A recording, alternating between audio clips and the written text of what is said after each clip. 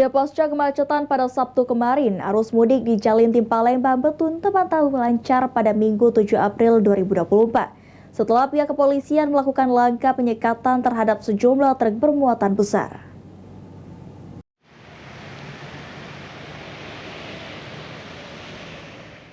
Disampaikan Kapolsek Talang Kelapa Palembang Kompol Sari Aprilia.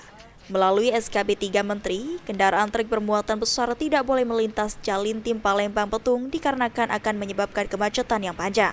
Pihak kepolisian bersama dengan Disub serta Satpol PP memutarbalikkan dan meminggirkan truk bermuatan besar.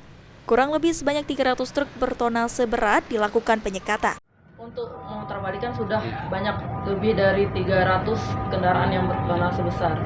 Selain memutarbalikkan mobil-mobil tersebut, kami dari Polda Sumsel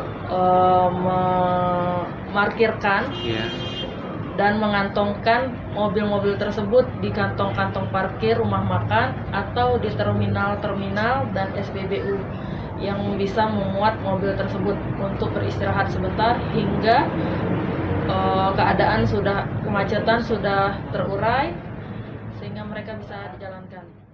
Selain tindakan penyekatan, adapun inisiasi pemarkiran truk bermuatan besar ke kantong parkir yang telah disediakan, seperti truk bertonase berat diparkirkan di terminal, SPBU, hingga rumah makan. Hafid Zainul, PAL TV.